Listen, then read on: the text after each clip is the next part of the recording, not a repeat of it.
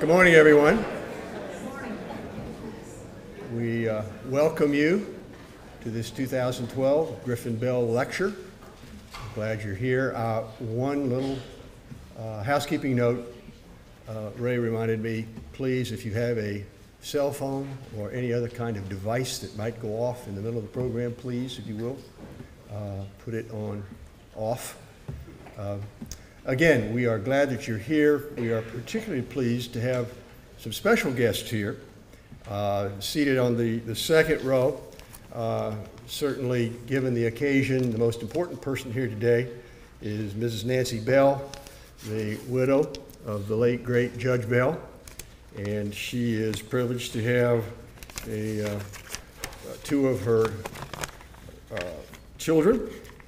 To my front left, Jerry Scruggs, Miss Jerry Scruggs, and to her far right, Mr. Home Kennebrew, who you'll hear from in a few moments.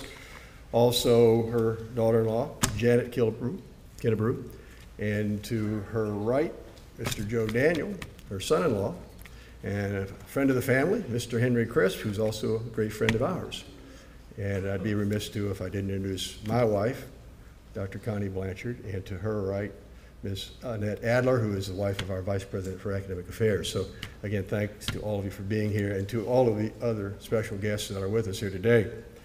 At this time, I've asked Mr. Home Kennebrew, Judge Bell's stepson, to, as he has done in the past, say a few words about this lecture series and about Judge, for those of you who may not know about Judge Bell, one of certainly our most distinguished alums and one of the great Georgians of all time. So with that, Mr. Kennebrew.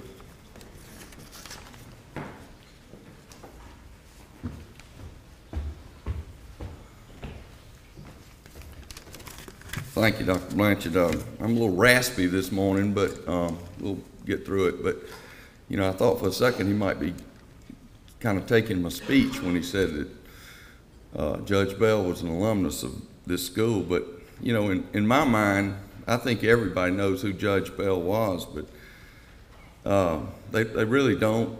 But you need to go look him up and really study him a little bit on the internet. I know everybody knows how to do that these days. I just learned about a year ago, but I am getting there.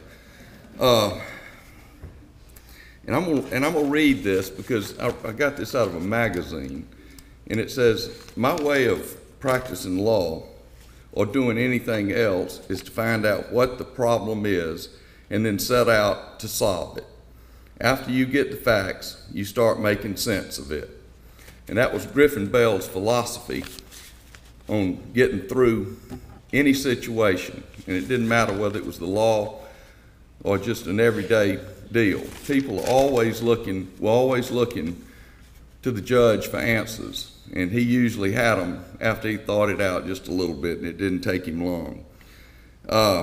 He made things happen because he was great at networking and being a friend.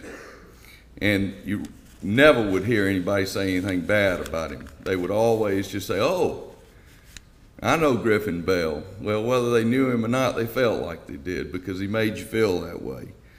He made a difference to John Kennedy's campaign in the early 60s. He headed up his campaign for President of the United States, and they won Kennedy won Georgia larger than he won any other state, including Massachusetts, which is pretty remarkable. He was appointed to the Federal Court of Appeals, and he made a lot of tough decisions in the 60s that were not popular in those days in the South. And a lot of people had a lot to say about that, but he was a big enough man that he could stand it. It was the law of the land, and that's what he enforced, and he did a great job of it. He made a difference in the 70s when he went back to King and Spalding, and the reason he went back to King and Spalding because he loved the practice of law, and he knew he could make a difference there, and he took over King and Spalding as a managing partner and made it one of the most respected law firms in the world, really. In 1976, President Carter asked him to become the Attorney General, and he made he was involved in all kind of things during that time, and that's the kind of thing that I could stand up here and talk to you a long time about, but we really don't have the time but read about it. Go to that internet, you know. He graduated from Georgia Southwestern and Mercer Law School, and he helped many people get into law school. One thing that he always would do, and it's a good practice to follow, he would never recommend anybody to do anything based on the fact that I called him and asked him to do it, or you called him and asked him to do it. But he'd be glad to take that young person and bring them out to his house and sit them down, interview them himself before he would recommend them. And it's a good policy to get to know whoever you're recommending for a job, because you don't want it back on you. We still, and my mother gets letters from people. I got a letter the other day, it wasn't the other day, but not that long ago, from the guy that was representing Joe Paterno at Penn State, and said he sure did wish that Judge Bell was around to advise him on how to handle the Paterno situation. Of course, that resolved itself when Joe Paterno died, but it was still a big deal, and still just showed the respect that the judge had. So, you know, I guess his message would be, and mine would be for him, that go out and make a difference somewhere. Mean something to people, and just be a doer and make some difference, and we'll all get through this. So with that, I'll give it back to you, Ken, Dr. Blanchard.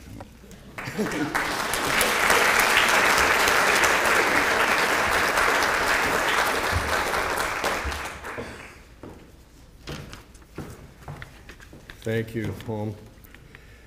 Connie and I were privileged to hear today's special guest at a national meeting of university presidents in Seattle last summer.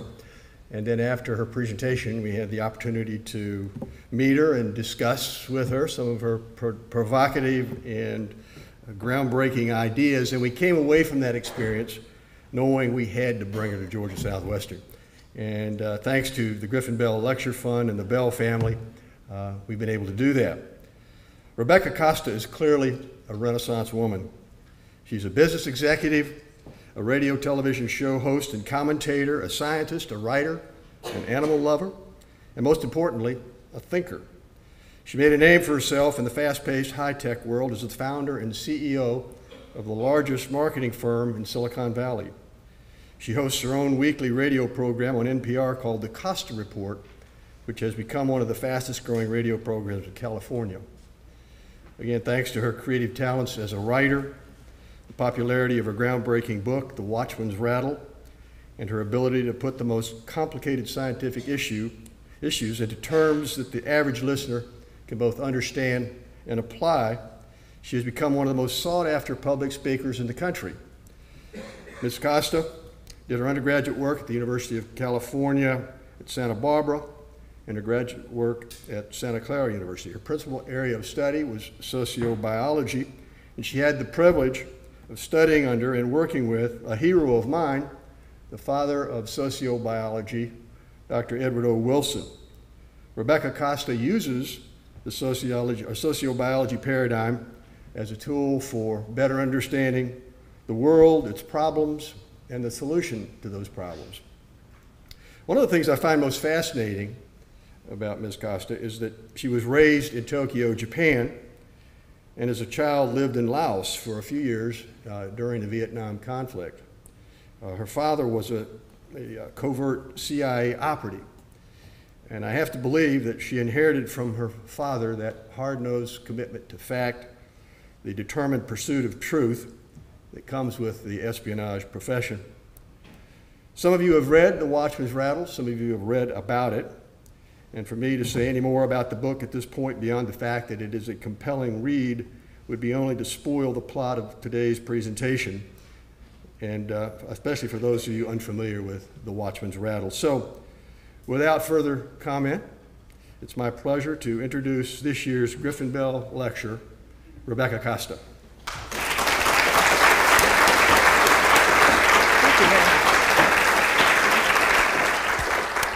Let's just check our sound here. Can you hear me okay? Out in the back? Yes?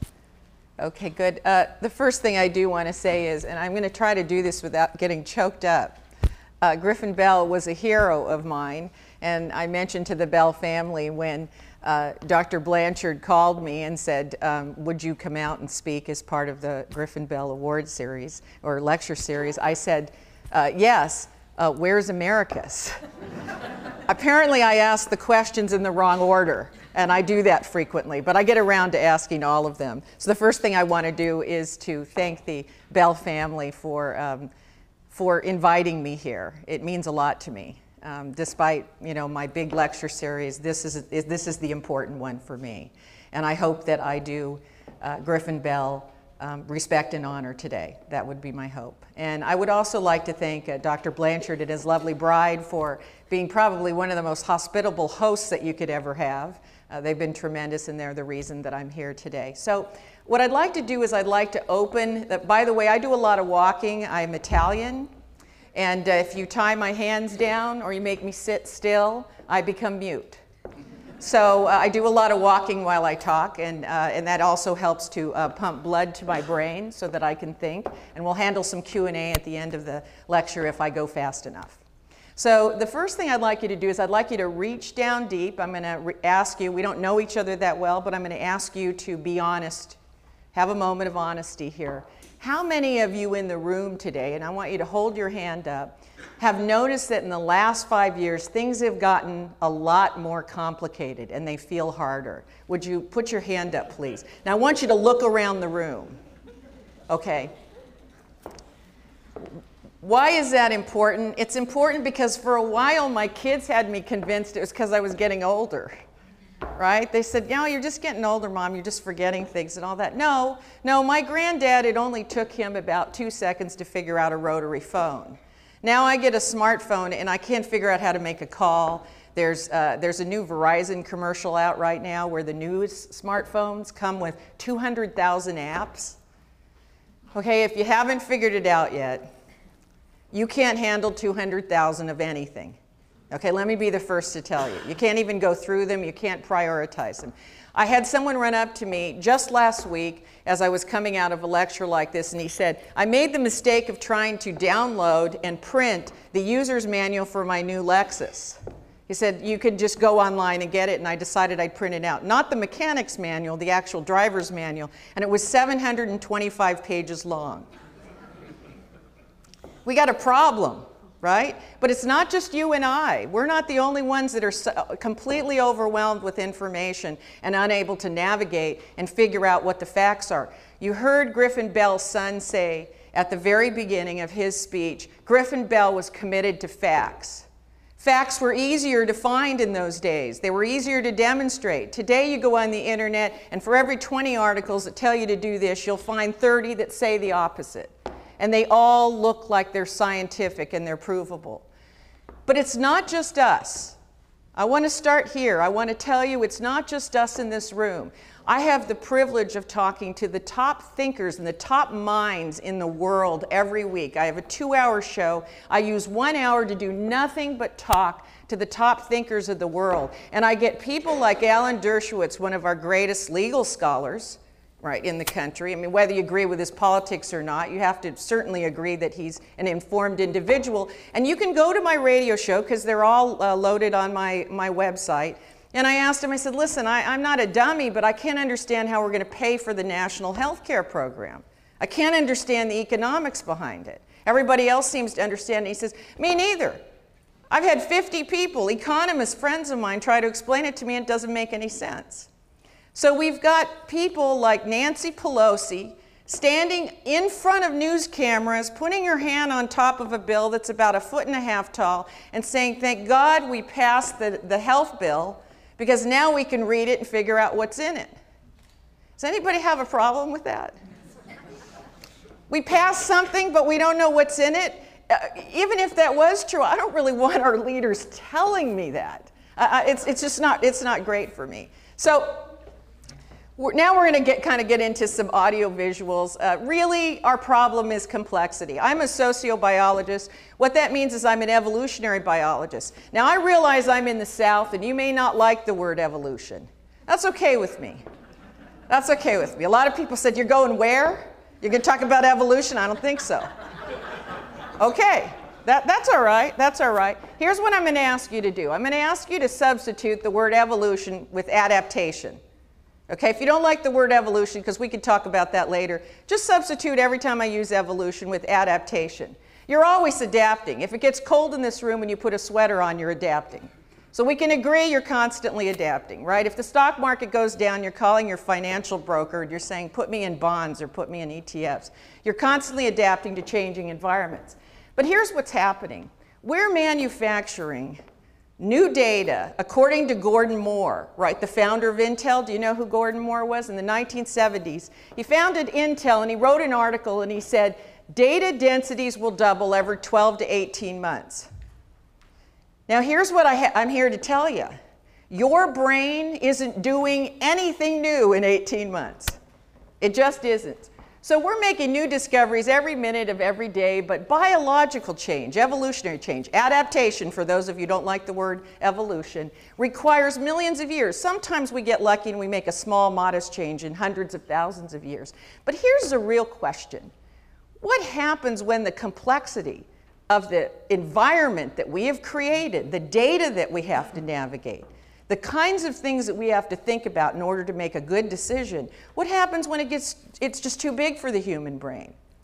I started thinking, is there any possibility that there were just some ordinary Mayans and Roman citizens walking around like you and me saying, you know, our government's known about this drought and this war for like generations, and they don't seem to be able to get on top of it. There must have been citizens that realized that their government had become gridlocked and were not progressing and weren't solving problems that could cause their civilization to collapse. So one of the first signs that we see, and if you haven't read my book, I spend the first third going through history. I look at the Khmer Empire, the Mayan Empire, the Romans. In my second book that's coming up, I go through the Egyptian Empire, the Ming Dynasty. I try to show the pattern that there are basically 3 steps that occur. The first step is we become gridlocked. We become paralyzed. We know what our problems are that are going to do us in. They start stacking up like a lot of planes trying to land on the same runway. And yet, we don't make movement. We don't do anything about it. We have the technology, we have the resources, we can explain it to you in great detail what the consequences can be, but nothing happens. And worse yet, we begin passing those problems on from one generation to another. The same problems that were around when I was a kid, they're 100 times worse, and I'm passing them off to my children. That's why I do lectures, because I need us to pay attention. I need us to pay attention. We're not very good at understanding exponentiation of problems. Our brains haven't evolved to understand that. Many times in classes that I'm at, you have a nice pond out here. I drove by it. It's beautiful. I bet in the summer it's really gorgeous, right? But it's a beautiful pond. So I'm going to ask you a really quick question. Let's just say for a moment, and you have to shout out the answer and embarrass yourself, okay? Is everybody going to do it? Yes? Nod your head. No, you're not. You're not going to do it. When I tell you the problem, it's a little bit of a brain teaser. So we've got a pond, and we have 2 lily pads in the pond. Now, the lily pads are going to double every day. And by day 30, the whole pond is going to be covered with lily pads, and it's an ecological disaster. The lily pads are now sucking all the oxygen, nutrients out of the pond. The fish will die, and now we can't stop it from ceasing to become a pond, right? So 2 lily pads day 1, they double every day. Day 30, we have an ecological disaster on our hands. On what day is the pond only half full of lily pads, and everything looks cool? It looks fine. We don't have a problem. What day? 29. Day 29. 90% of the American population will answer day 15. Day 15, it's half full. They take 30 days, they divide it in half, and they say, usually, this is a smart crowd. Dr. Blanchard, did you take? They said 29, not 15. Harvard University, they all yelled out 15. And I said, no, you got to go back to school. Day 29. Day 29, everything looks fine. The pond is fine. It's paradise. Day 30, we have an ecological disaster that can't be stopped. By the way, when you look at models, and you can talk to the heads of your business departments here, when you look at models on how currencies collapse in South America, it's the same phenomena. We think we're on day 15. Oh no, we're on day 29 and it can't be stopped. What happens in every advanced civilization is we basically hit a thing called the cognitive threshold. We've evolved a certain amount of brain power to this point in time. One way to think about it is if we took a Neanderthal and we dropped him in the middle of Times Square today, he wouldn't be able to function, right? He wouldn't be able to use a smartphone, certainly not drive a Lexus. I can barely understand a 725-page manual. But on the other hand, if you took us and you put us in a time machine and jettisoned us millions of years into the future, we're the Neanderthals. That's how evolution works, right? One day they'll be looking at the idea that we are lopping off a woman's breast in order to cure her as pretty savage. Cutting parts off to save someone's body, that's going to look really bad in a million years. So, you know, the same way we feel about crazy Neanderthals and those and the Paleolithic man and the things that they did, they're going to be feeling about us. That's the way that evolution works. Why do we hit a cognitive threshold? One way to think about this is 2 clocks. It's really easy. 1 clock, every time the hand moves, it's 1,000,000 years. That's the clock of evolution. Here's another clock. The clock of human progress is now moving in picoseconds. We add data in less than a picosecond that has to be considered when making presidential decisions, environmental decisions, energy policy, all of these things. We're adding data, making new discoveries, including the human genome, which is moving it faster than a picosecond. So 1 clock, every time the hand moves, a picosecond. 1 clock, every time the hand moves, it's 1,000,000 years. Now, we can have an argument about whether those clocks are meeting now and that's causing gridlock, or whether we've got 50 years to go or we got 100 years to go. But if you're logical, eventually they must meet. So when was the last time we had a breakthrough on the clock that only moves 1,000,000 years every time the hand moves? It's when we stood upright. We now know that when we stood upright and we became bipedal, an interesting thing happened. We could see our enemies from very far away. We could smell them, but we couldn't use that to our evolutionary benefit. You know, everything you do is to the benefit of your survival. But we didn't have any mechanism in our brain to use that. So one of the things that you'll see in natural history museums is you'll see the skull, right, start to get larger and larger over a 4 and 5 million year period over the brow ridge. And that was because we were developing something called the frontal cortex. The frontal cortex is the CEO of your brain. It makes all your decisions, what you wore today and how you're going to invest your retirement, right? It represents about 30% of your brain, and that's how you can tell what a caveman is. For those of you in the back, a lot of you students, you can tell what kind of skull you're looking at by how tall the brow ridge is and how large the frontal cortex is. It's one of the dead giveaways. So we had an avalanche of new sensory input, rapid growth of the frontal cortex, and by the way, that 4 or 5 million year period, we call that fast evolution. You should be gasping. That's fast? Are you kidding me? When civilizations are really young, the left brain and the right brain problem solving that we've evolved to this point in time, they work fine. 2 people meet in a path. One has a calf, one has a cart of wheat. They talk about it. One says, well, my calf is worth this amount of wheat. The owner says, well, I think it's worth this amount. They come to an agreement. They exchange the wheat and calf. They go home, and each thinks they got the best deal. That's what our brains can handle, right? Now we got credit swaps. Really? We got credit swaps to you being used. So I guess we got some financial geniuses in the front row, and they're all laughing. Now we got credit swaps. Now we got credit swaps that are being used to keep the euro from going under because certain countries in Europe are in financial trouble. Honestly, people sit down and they explain this stuff to me, and my eyes go cross-eyed. I want to know. I really think I should understand this stuff, but I really can't. It's beyond me. Over time, what happens is, and by the way, we're going to get to this definition in a little bit, what is complexity?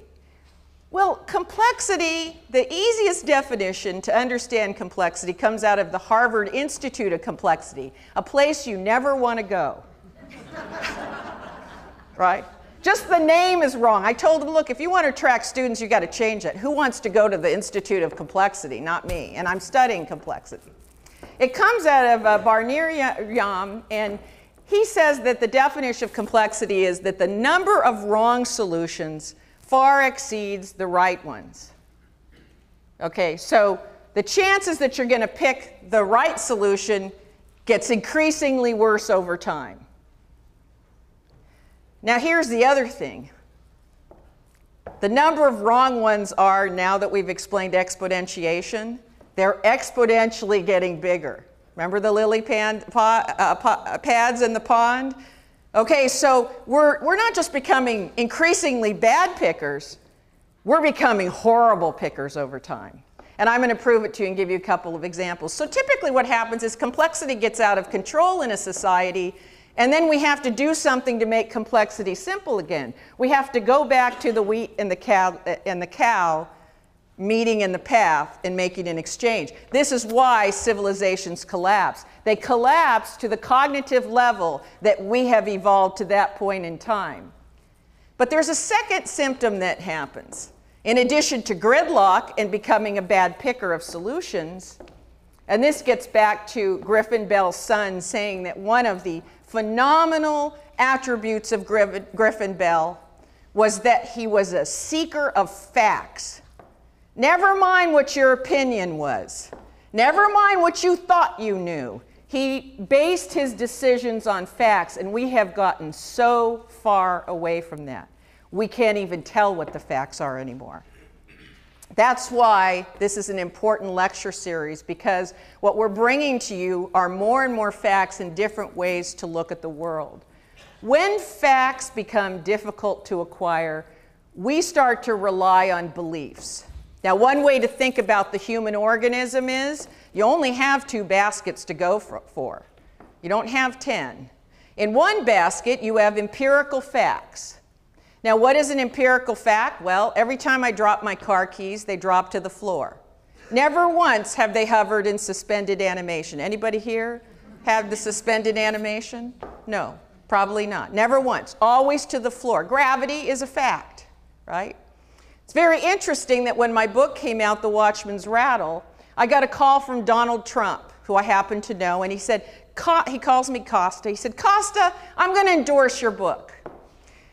And I took a deep breath and I thought, I don't know if that is a good idea. And then my second thought was, I don't know if it's a good idea to turn Donald Trump down on anything. So I flew to New York and I walked into his office. And he slapped his hand on the book and he said, Costa, you wrote a good book. And I said, well, thank you, Mr. Trump. And he said, but you're wrong about one thing here. And I'm going to have to come out and say it. And I said, well, what is that? And he said, there's no climate change. There's no global warming. That's just something a bunch of you scientists made up. And I said, well, Mr. Trump, with all due respect, I think your language is not correct. And he said, well, what do you mean by my language? He says, I have a lot of people say that to me, but what do you mean? So I said to him, well, Mr. Trump, we have 1.5 billion with a B measurements of the Earth's surface temperature now. Not 1.5 million, 1.5 billion. And they all indicate, from all scientists, the temperature is going up. I said, what I think you mean to say is you don't believe that climate change is man-made. You want to argue as to how much man has contributed to that and whether we have the ability to stop it. So I think what you mean to say is you don't believe humankind is responsible for global warming, but you don't mean, you can't say to me you don't believe in climate change, because then the next thing out of your mouth has to be, I don't believe in gravity, or I don't believe in the speed of light. And if it's not if 1.5 billion temperature readings isn't going to do for you, just tell me, is it 2 billion, 2.5 billion? You know, what's the number here? And he said, you're right. I don't believe we're responsible for it. And I said, well, then what I need you to do for me is to change your language. Don't say you don't believe the earth is warming. It is warming. We have facts. But we have a lot of beliefs about many, many, many things. We believe that fructose is safer than cane sugar, right? Maybe you believe that 2% milk is better for you than soy milk. Did you really go and do any research on it? By the way, I drink 2% milk, and I think it's 100% worse for me than 1% milk. But I have no idea. It sounds right, sounds logical, doesn't it? 1%, 2%, 100% more fat, it's probably worse for me. No, there's studies that say that it isn't. I'm not really sure. When I say beliefs, by the way, I want to point something out. I'm not talking about your religious beliefs. A belief is anything unproven. We have a lot of them because cognitively they're inexpensive. You don't have to prove anything. You just stand up and you say, I believe in it or I'm not, and you're done. When you have to prove something, it's very difficult. You have to learn. You have to engage different parts of the brain. It's a very cognitively expensive process to learn something that is empirical. And by the way, you have beliefs that are large and small. You put your money in the bank, you think it's going to be there when you write a check. When the light turns green, most of you start walking. You believe it's safe to walk. You don't stand there and wait and observe every car stop at the crosswalk. And in fact, if you've ever been in New York, they don't even wait for the light to turn green. It's about the right time. That's how you can tell a New Yorker. They start walking. And I'm too scared. I stay on the curb till I see the light turn green. You can tell the out-of-towners from that also. So a belief is simply anything that is empirically unproven. By the way, there are no facts, right? There are only beliefs about the future. That's why we call it the future. Hasn't happened yet. So anybody who tries to tell you that there's a fact about the future, no. And by the way, if you run into scientists who tell you they don't have any beliefs, like Dr. Richard Dawkins, who wrote The Selfish Gene, he's recently become the poster child for atheism. And I don't know, about a year and a half ago, I was having dinner with he and the late Christopher Hitchens. And they're Brits, and after a couple of cocktails, they get really loud and really nasty. And I was trying to convince them that beliefs are part of the human organism, because we can go back in time to the earliest humans, and we see that they drew little figures on the caves to help increase fertility, to protect them from large predators, to help them in the hunt. There are no societies, no groups of humans that you can find anywhere on the planet that did not sustain beliefs where facts dropped off. So you only have two baskets. You have one basket, which are the empirical facts that you know, and the more you know, the better off you are, and that's why you're at this fine learning institution, to get facts. But you have another basket called beliefs, and you can't function without beliefs. You make a dentist appointment because you believe you'll be alive next week and you're going to go fulfill it. You put your money in the bank because you believe it will be there. So you cannot function without both. Well, Dawkins and Hitchens started screaming at me, and they said, well, scientists don't have beliefs. That's why they should be running the world. And I said, well, what the heck do you call a hypothesis? Hey, look. People change the words around, but a scientist has a hypothesis, and then they got to go through the rigors of proving it. But let's call it for what it is. It's a belief that you think something happens because of something else. That's really what that is. By the way, we've had beliefs that just went rampant, despite the fact that the empirical evidence was that people were dying from bloodletting. But we didn't let that stop us. 200 years, we said, well, we need to let more blood out. That's the solution. And yet everybody was dying. 200 years of people dying from bloodletting, and we kept that up as a medical practice. The Crusades was another example. In fact, we got so far off in our beliefs that we allowed it to take over every aspect of of life. Commerce, reproduction, marriage, every part of life was taken over by our beliefs. The human organism, as I pointed out, requires both beliefs and knowledge. We've had many, many ancient beliefs, and one of the things we've discovered now, right? They said, don't show this slide in the South. Don't do it. Don't do it. However, as you can see, when we go back over civilizations, one of the things, the great discoveries we've made is that when they're thriving, there is an accommodation for seeking facts and beliefs. We seem to understand that where the facts drop off, we're going to have to rely on our beliefs to sustain the human spirit. It is human to be a phenomenal fact-seeking organism and also to embrace your beliefs. And don't you ever let anyone tell you any different, not even the esteemed Dr. Richard Dawkins, who here would just be red in the face if he heard me say that. But frequently, as the pursuit of facts becomes extremely difficult, remember where we started from?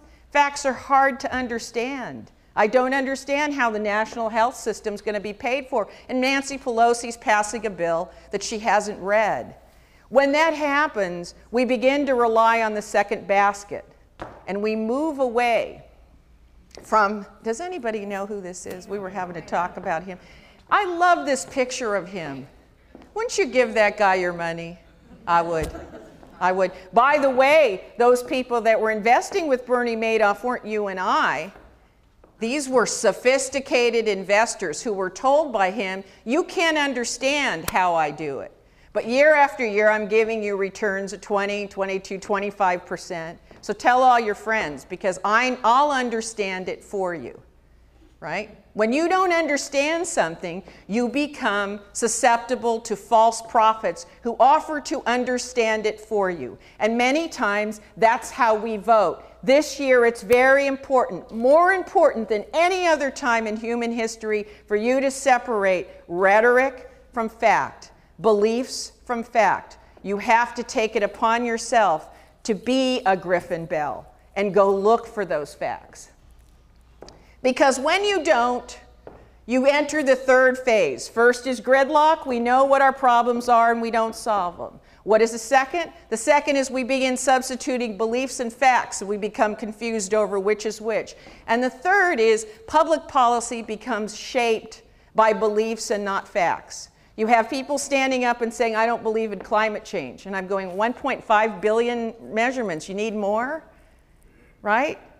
We kind of have a problem where we have people in Washington, D.C. today who have to vote on things that they have no expertise on. We have non-medical professionals voting on medical issues. Recently, we saw a panel of men voting on women reproductive rights.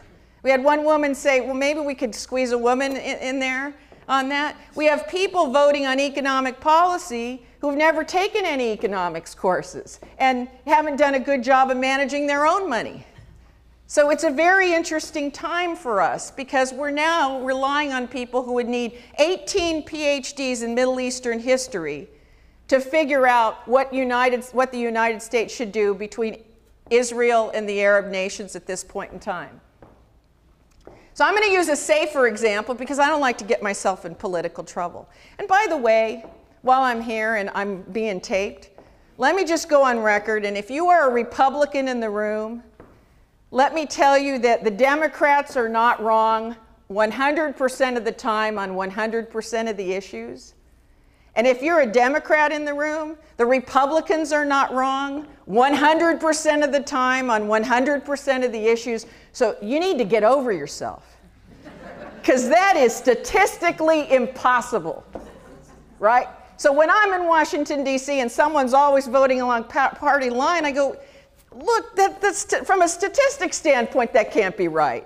You and I know it. It means you're not willing to go get the facts and make an independent decision. It's part of the problem that we have right now, part of the gridlock.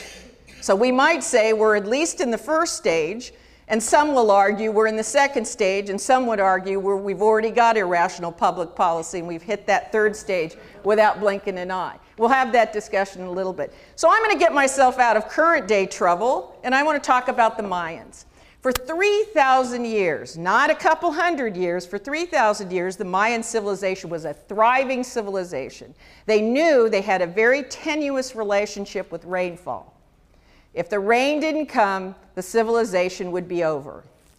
So if you've ever been to the Mayan ruins, what everyone goes to see are the beautiful, magnificent temples. I really encourage you to go because it's really something to behold. But what a lot of people don't know is that the Mayans were extraordinary hydraulic engineers. Because of their relationship with water, equal to the temples, they were building massive, unheard of reservoirs. They discovered underground passageways that they developed into cisterns. They invented refrigeration. During times when there were food shortages, they stored their food under there, and they stored water so that because the water wouldn't evaporate.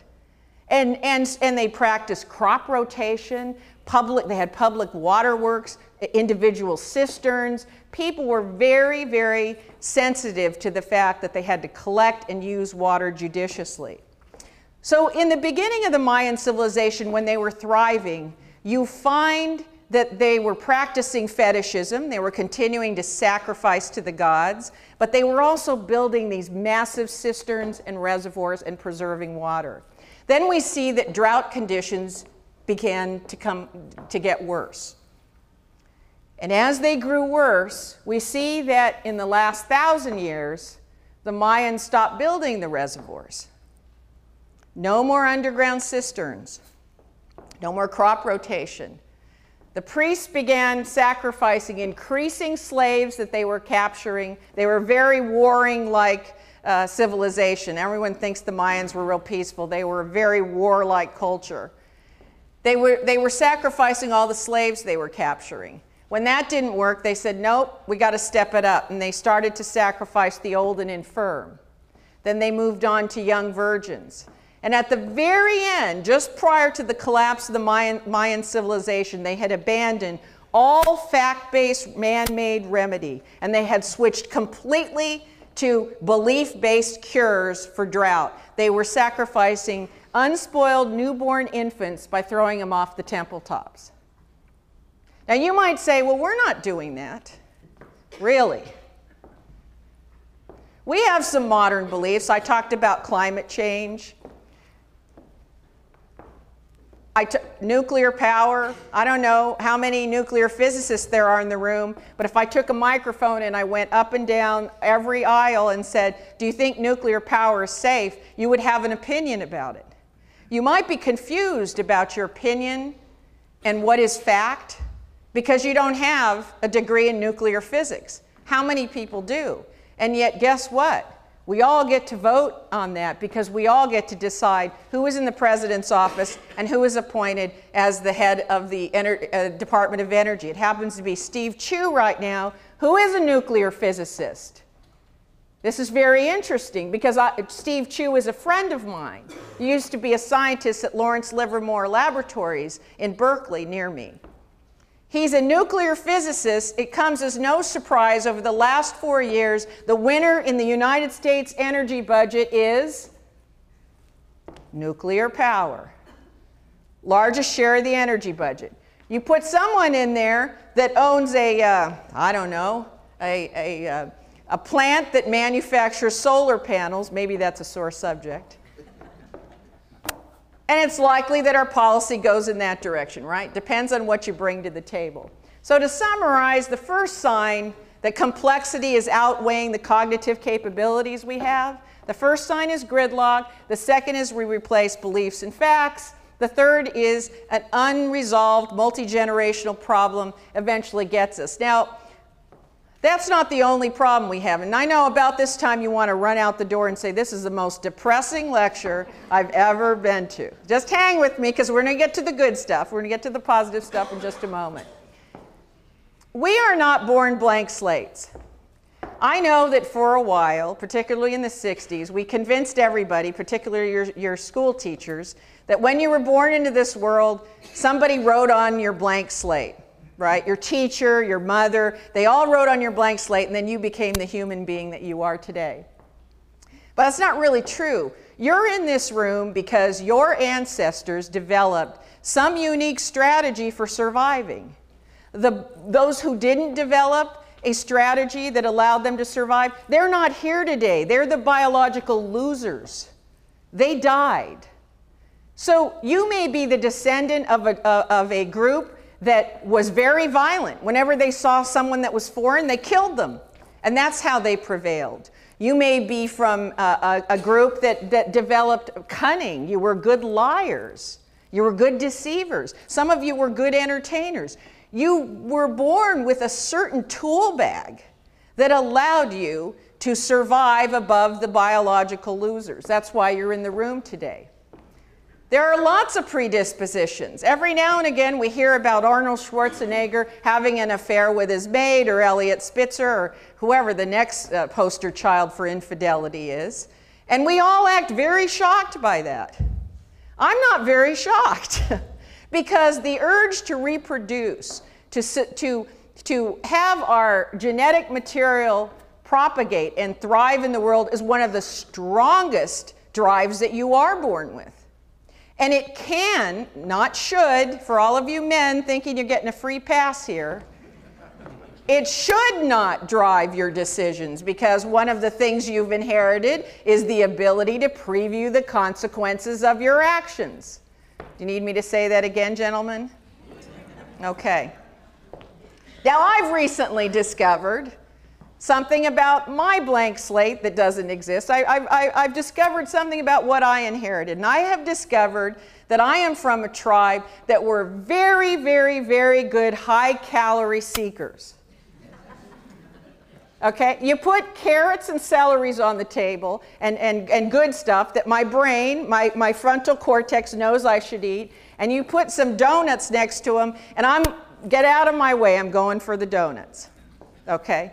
Now, I can tell myself 100 times that that's not the right thing to do. And each of you in this room can relate to this, because there's some behavior that you're engaged in and it's driving you nuts. You want to stop it. You want to kill it. You know what the right thing to do is, but you just don't want to. You don't want to. So I've discovered that in prehistoric times, there were tribes that experienced extreme food shortages. And those who were better at identifying high calories over low calories, they were the biological survivors. Now, that wouldn't necessarily be a problem, because in prehistoric times you would have had to eat 5 dump trucks of apples and there were no orchards. So you couldn't get that many calories. You used more to go get calories than you could consume. But now it just takes a Starbucks latte and a croissant a day. And I'm in trouble. I got to go to a gym. The food is working against me. I have to adapt to my environment because I still have the urges for high calories. I know better than that, and now I've got to develop a compensatory behavior, and I got to go to the gym and make myself not do that. It's even worse for me. And by the way, I'm not the only person from this tribe, right? I have discovered, by the way, that my tribe also doesn't like to move and waste calories unless it's absolutely necessary, right? That's how my ancestors survived. They were better at picking high calories, and they didn't move around a lot. So exercising doesn't come naturally to me. So to sum it all up, we live at a time where we have Paleolithic emotions, medieval institutions, and godlike technology. You've heard of the State of the Union? That's the state of the human. That's where we stand, folks. Let's just be honest about it. So it may be, it could be, that we can't progress faster or further than evolution will allow. This spacesuit, this biological spacesuit, it is what it is.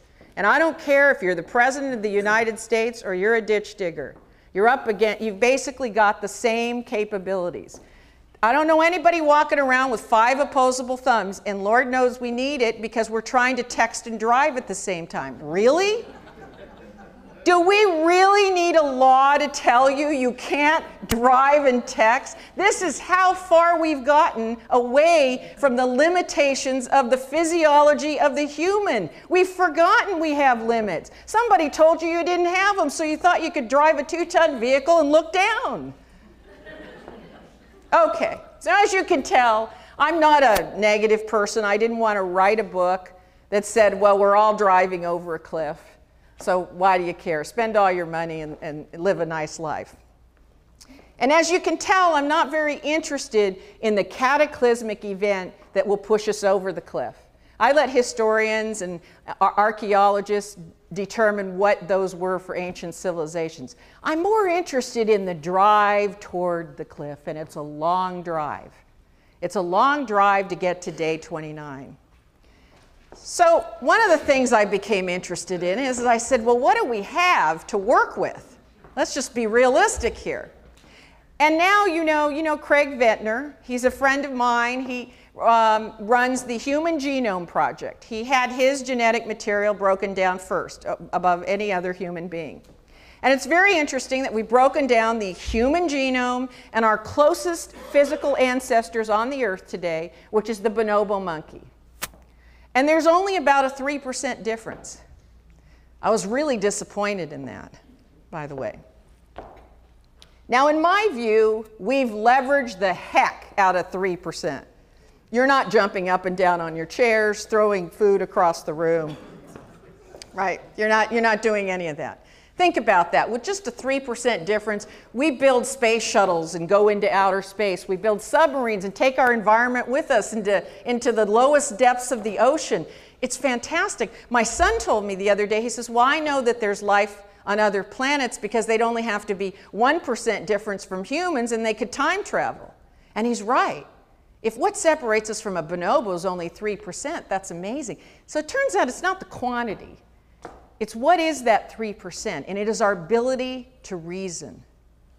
It's our frontal cortex when we stood up. So I started thinking, what do we have to work with in modern day, in modern times, that ancient civilizations didn't have that would allow us not to drive toward the cliff? Do we have any tricks in our bag that would cause us to not have to collapse and regenerate again? And I came up with 2 things. The first thing is we can mitigate to buy some time to catch the brain up.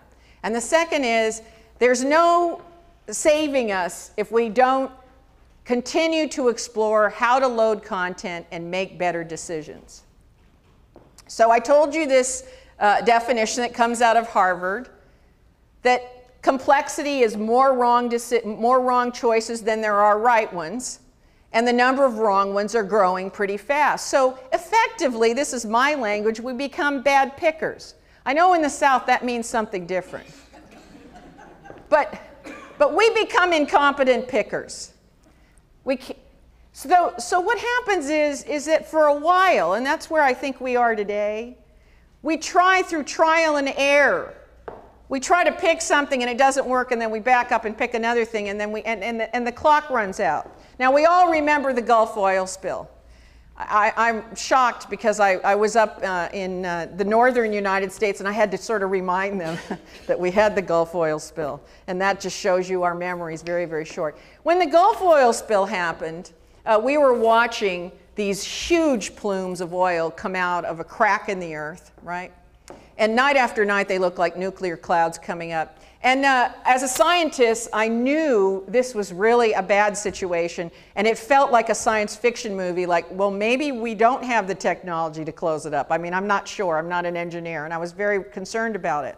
So what did we do? We got a bunch of smart scientists from BP and the government together in Washington, D.C., and they did what we knew would not work. They tried to pick. They said, okay, here's what we'll do. Now, what we got is an urgent situation, one of the worst ecological disasters in the United States, and they said, I'm going to pick. We're going to pick dropping a big concrete box on top of the hole. Does everyone remember this? And I said, a septic tank? Really, that's going to do it? Just drop a septic tank and then we're done, we're out of there? So we waited 30 days, and then we said, no, darn, picked it wrong. That isn't right.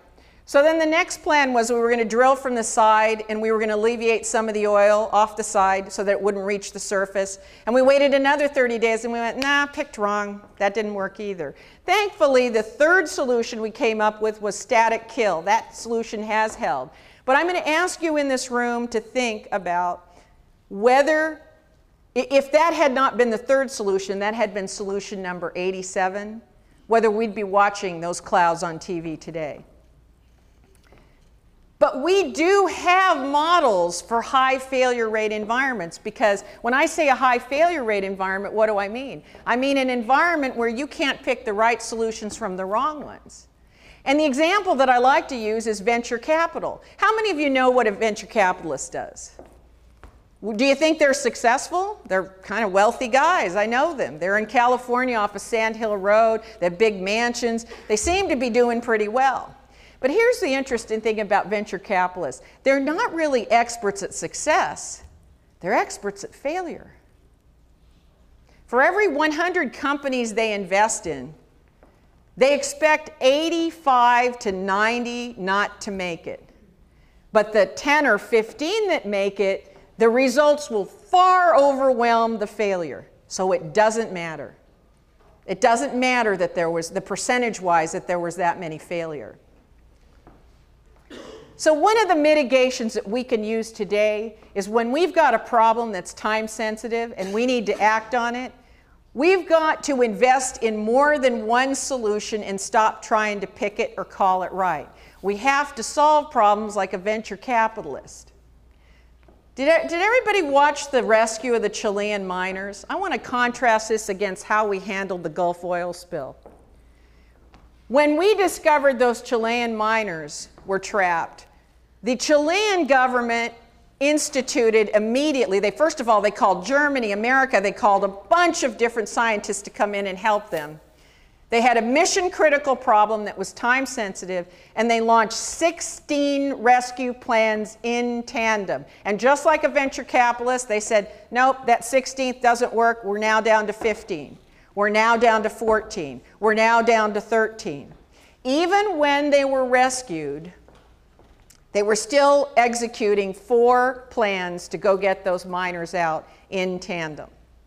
It's very important that we solve our problems that way, because we can't pick, even the smartest people in the world, and I do talk to them, cannot call it right anymore. So when we have a mission critical problem, we've got to go after it with the full force as a venture capitalist with. Because if venture capitalists, they do incredible due diligence on companies. It's not that easy to get funding, not even first round funding. And even they know they can't increase those odds. Now, if those smart people that can buy the finest analysts in the world, they can't call it any better than that, you and I don't have a chance, and there's our proof. Number 2 is we need to break our problems into smaller components. Efficiency is driving us to try to bundle things together. And it was very interesting at the Association of University Presidents conference that I spoke at. One of the university presidents raised their hand and they said, I'm having a hard time hiring a chief information officer because I don't even know what questions to ask. It's become so incredibly complicated to figure out the technology infrastructure for a college campus like this. It's hard to even know how to hire someone to take you into the future because things are changing, technology's changing so quickly. And it was interesting that I had an opportunity after the conference to talk to that individual, and it turns out that for efficiency's sake, they had bundled lots and lots of functions under one job, when really it was probably 3 or 4 jobs that needed to be done. They needed to be broken up and then connective tissue built between them. I learned this from my dad. I was writing a job description for a receptionist one day in his kitchen, and he looked over and he said, what's that for? And I said, I have to hire a receptionist. And he said, oh, the receptionist physicist. Good luck. Apparently, I expected them to have a lot of talents that don't necessarily come with someone who would be answering my phone. But I thought it was a good idea. There just didn't happen to be a biological organism that could do the job. Engendering collaboration, we become so specialized, right, that if you happen to have a health problem and it's a serious health problem, this is where you will run into this. If you happen to be diagnosed with cancer, You're going to go to an oncologist, but guess what? You're going to be introduced to a radiation oncologist, which is different from the oncologist. Then you're going to be introduced to someone who's a surgeon. Then you're going to be introduced, and pretty soon there's 7 different medical fields talking to you, right? Let alone you get on the internet, and now you need a nutritionist to help you. You need someone that's a psychiatrist that'll help you with your positive attitude moving forward. It won't be long before you've got 12 specialists that you're talking to. And you need them to collaborate. And frequently as a patient, you're the telephone line between those people, right? Now, some hospitals have gotten really smart and they've put together panels. My mother was diagnosed with cancer at Stanford Hospital, and we asked to see the panel, and there were 12 doctors, each specialist there, and they met and they gave us an answer. And I have to tell you that for my mother and I, it was the finest thing that ever happened, because we had a small amount of time and we didn't have medical degrees, and we were completely overwhelmed. And since I only had one mother, this was life or death to me. And I couldn't get a medical degree in time, and I couldn't get these doctors to talk to each other.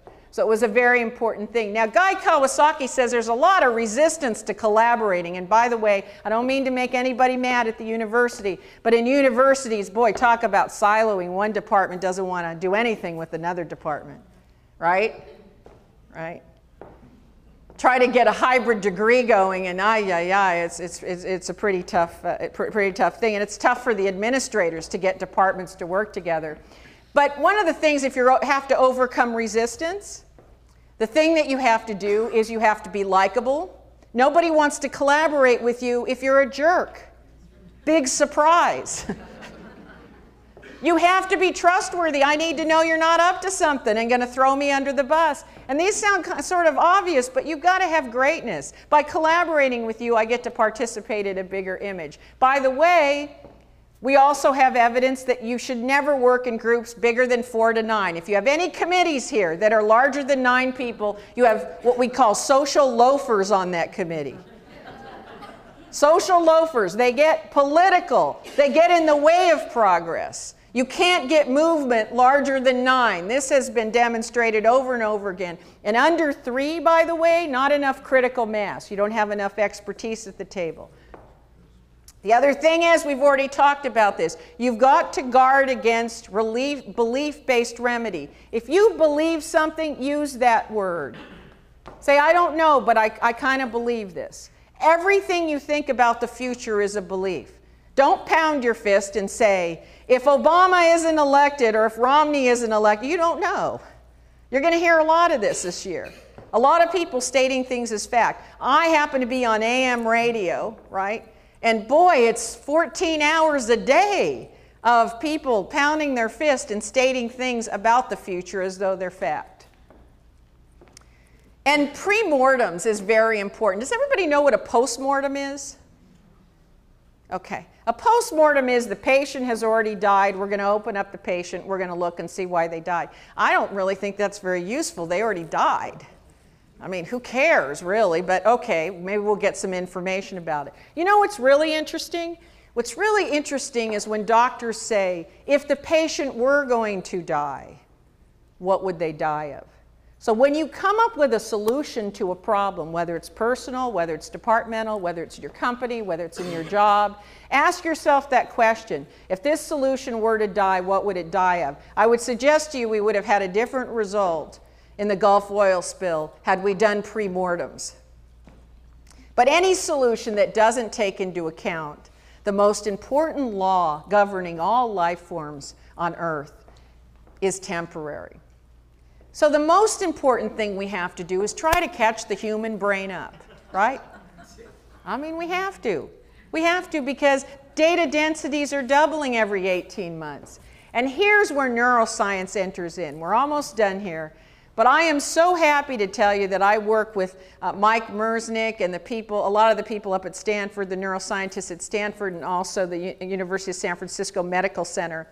And here's what I want you to appreciate about being alive at this point in time. It is the first time in human history where we can put a skull cap on your head and we can watch what your brain is doing as we administer increasingly complex problems.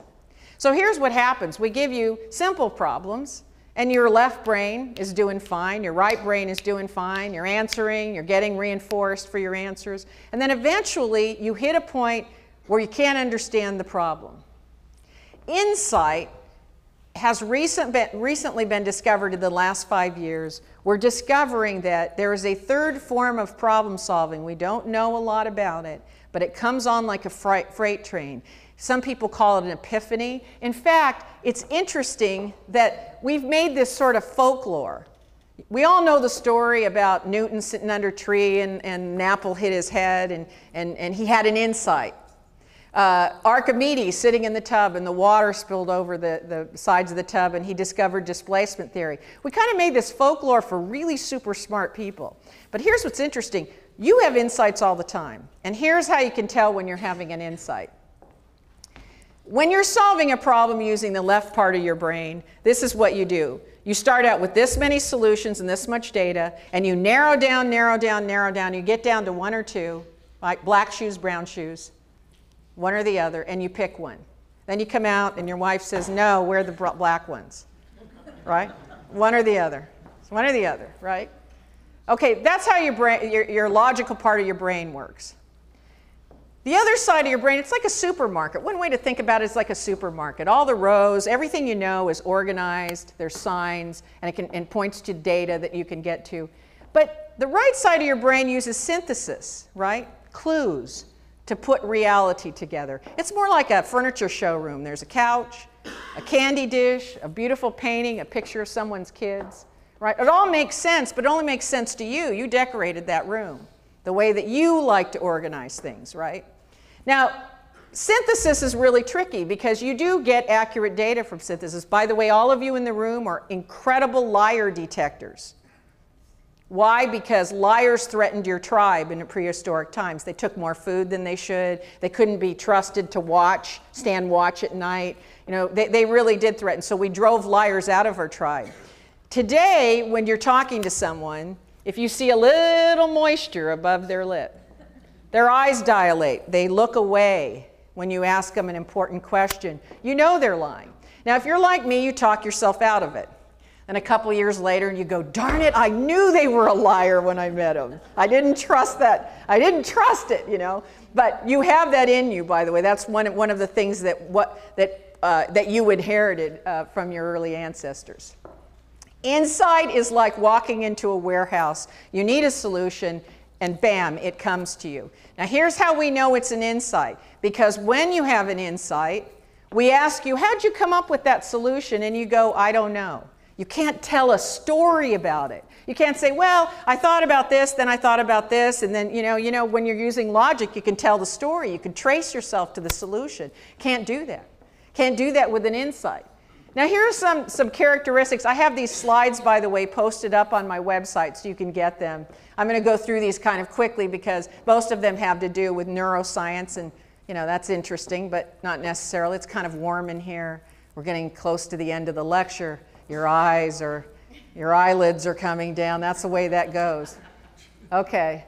So one of the things that we know about insights is that about 300 milliseconds in the lab, before you're going to deploy insight, your brain starts shutting down peripheral activities that it doesn't need, almost going into a prayer-like meditative state, almost saving up, and then a little part of your brain called the ASTG lights up like a Christmas tree.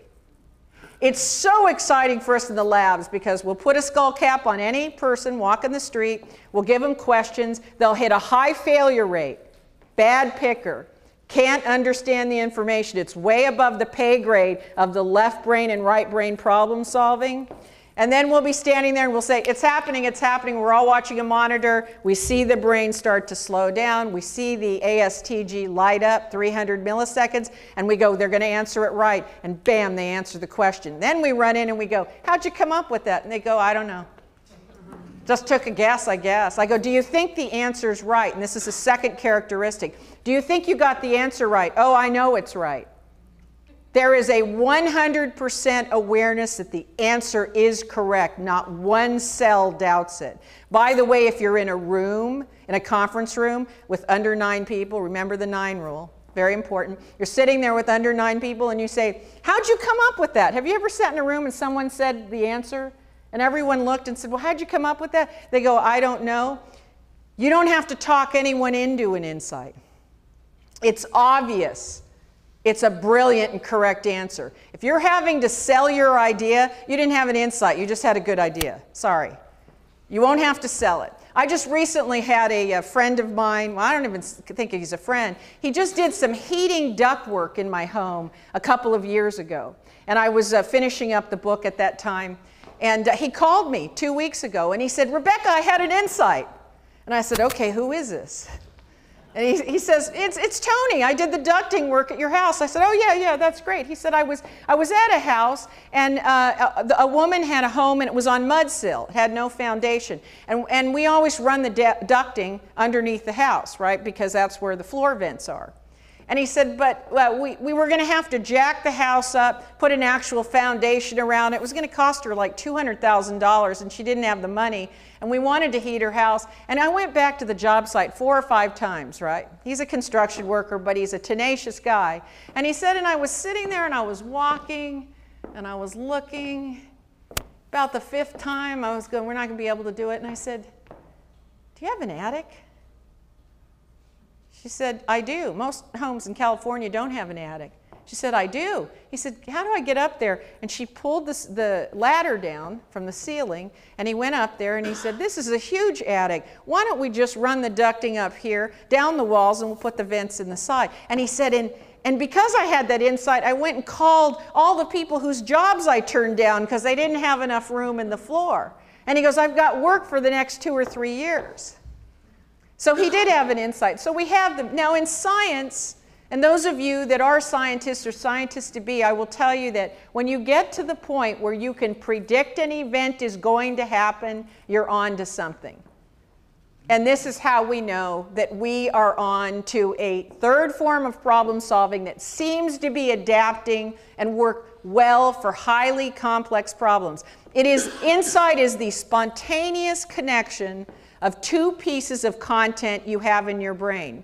Now for students who just want to yell out answers in class and say, well, it's my high failure rate, don't pay any attention to me, I will tell you that one of the functions and one of the most important functions of a university is to load content. You must load content in order to have an insight. No content, no insights. How do we increase insights? We have no idea. These things seem to point to helping us function better in a highly complex environment. Walking on uneven surfaces, why is that important? It's probably cognitively the most exhaustive thing that your brain does is try to walk on an uneven surface. In fact, it's so hard that even with all the computational power that we have right now, we couldn't teach robots to walk. We gave up on it. Remember the first robots that you saw in science fiction movies? They were doing this. No, we can't get robots. As soon as it stepped on a pebble, down it went. We couldn't teach it to do it because, think about it, you have to adjust your center of gravity, figure out how much force to kick off with, how to land, and you're doing it all in just picoseconds. Watch a woman in high heels walk on cobblestones. It's incredible. That brain is going. It's going. And it's no surprise because when did our frontal cortex come about? When we stood up and became bipedal. So it's really, you get a really, really good brain workout. And if you walk, a lot of people call me and they say, I get my best ideas when I'm walking my dog. And so there's something to do with that. Consuming brain foods, I have a list of those, work in groups of 4 to 9 people. Relaxation, remember how the brain sort of shuts off peripheral activity? There is something to do with meditation, prayer that allows you to have insights more easily. And last of all, the worst recommendation, because I'm from the tribe that doesn't like to move around, that more blood flow means idea flow. Absolutely, no question about it. Now, if loading content, we're almost done here, but if loading content is the name of the game, I will tell you, you've got to rely on things like brain fitness that have been developed by neuroscientists, not gaming companies. Not Luminosity, not Nintendo, not those guys. You can go to Posit Science, P-O-S-I-T. There's a fellow by the name of Mike Mersnick who did the initial investigation into brain plasticity, where if you have a brain injury that helps you control your right arm, you can reprogram other neurons in the brain. Your neurons in your brain are very flexible. They're very, very adaptive, and you can train other neurons in the brain to help you move your right arm. It's called physical therapy, and over a period of time, your brain will adapt, even with damage. So what's important about brain fitness is your brain wants to be warmed up. If you take nothing away from this discussion today, know that before you have to tackle something that's difficult or you have to learn new coursework that's very challenging, your brain wants to be warmed up. And it wants to be warmed up all over: memory, problem solving, all kinds of things. Mike Mersnick has a suite of tools. I'm not associated with this company in any way. A suite of tools which does that. We can put a skull cap on your head and watch your head warm up, and then we can administer very, very difficult content to you, and you can learn it faster and you can learn it easier. We've now given those tools to schools in Jacksonville County. 3 years ago, the children that were subjected to 10 minutes of brain fitness before the start of school have twice the academic achievement of those that were not. No other change, no textbooks, no nothing. Here's what's really amazing, though. We just got this data from 5 years ago. We started putting brain fitness tools into senior citizen retirement homes. We asked them to play these games for 10 and 15 minutes in the morning before their day started. And now the insurance companies are all over this because one of the exercises works your peripheral vision. So these seniors, unbeknownst to us, were warming up their peripheral vision, and then they were getting in cars and they were having way, way fewer car accidents because they warmed their brain up. And now there are many insurance companies that are looking into this and trying to set up a server where seniors have to get on a computer for 10 minutes in the morning, warm their brain up before they get into a car, right? Because the #1 accidents are really actually not teenagers, they're senior citizens, and there's a lot of us coming into that era. And if you'll log in and warm your brain up before you start your day, they're going to give you a discount in car insurance. It's really exciting. Now, these tools weren't designed to do that, but they're having all these wonderful side effects along the way. What impact would insights have on public policy? Well, we wouldn't have juries as large as they are. We'd cut them off at 9. We'd get superior decisions. We'd have corporate recesses where we'd make everyone go outside and move around. We would price junk food higher than good foods for you. I'm not fond of that one, obviously. And we'd have brain fitness at work and throughout the day. And we would get amazing results from this. These are these walking desks that Silicon Valley is putting in right now. Now, they're not running. They're moving at about this rate. Right? So some people look at that and say, that's just a terrible idea. But you lose weight and you're able to load content better because your blood flow to your brain is far superior. So a lot of these are being installed all throughout. By the way, in school, it's a good idea to remove chairs. Get these big, for grammar school students, get those big exercise balls. The kids don't even know they're balancing and moving around, and that's a big part of what your brain does, is balance and movement. Pull the chairs out, put them on exercise balls, you will get better results out of classrooms. These are just practical things that are brain friendly. And recently my friend Steve Chu was on Jon Stewart's show, and they were asking, they said, gosh, this new tax carbon credit bill, it's so complicated. Jon Stewart said, I was reading the thing over and over again. I couldn't understand it. And Steve Chu said, you know, what we really should do is we would just probably have as equal an effect if we just painted all our roofs white. It would practically do more for us. Now that's something I can understand. We're back to the path where the guy with the calf and the guy with the wheat meat, I can understand painting my roof white. I can't understand the new carbon credits system. So in conclusion, what I would like to say are two things. One, thank you for having me. Thank you, Bell family. Thank you, Dr. Blanchard, for having me. I'm so delighted to be here to talk to you today. Second, next time you run into a problem, Next time you see irrational behavior, right? Next time you wonder, why aren't we solving our problems? I would like you to ask yourself whether there might be an evolutionary basis, a biological basis. I had one student come up to me and say, why aren't we doing anything about climate change? And I said, well, I'll give you the simple answer. If I throw a snake down in front of you, your body fills with chemicals and you immediately jump back. You don't even think about it. If I wire you up and I sit you down and I start talking about how we're going to have global burning, right, and we're all going to die. By the way, 99% of the species that have been on the earth are dead. Those are the statistics, those are the facts, right? So talk about bad odds. And I said, if I sit down and I tell you all about the dangers of nuclear fuels that are being buried in the ground and in the ocean, if I tell you all those things, by the way, your heartbeat doesn't go up 1 beat per hour.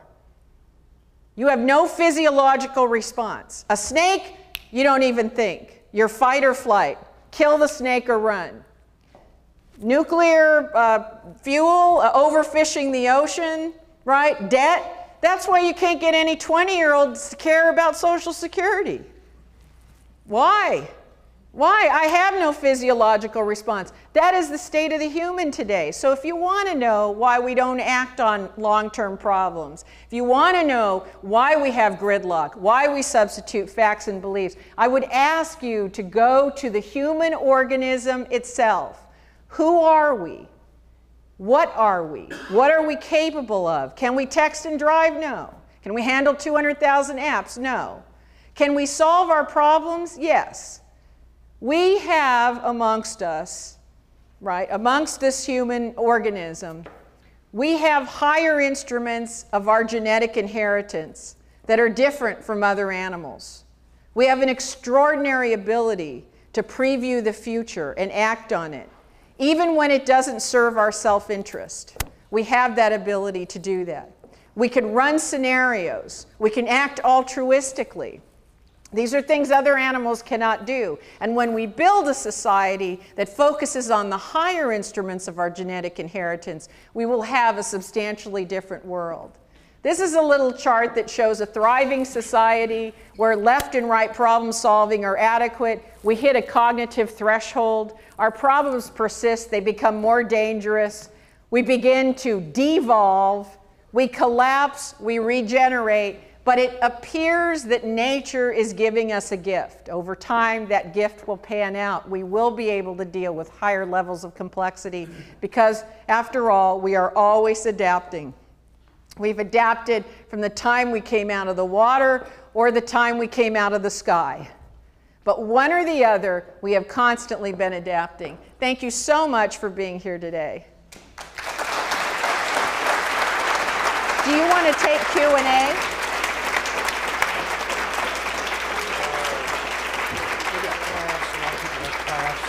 Okay, so no Q&A? Okay, let me do that. Thank you. Thanks again to our speaker, and thanks to all of you for being here.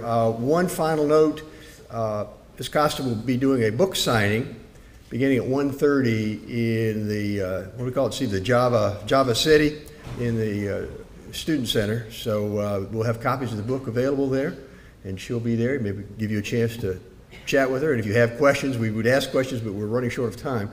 But perhaps this afternoon, you can corner her and get a chance to ask that question that you wanted to ask this morning. So again, thanks to all of you, and have a wonderful day.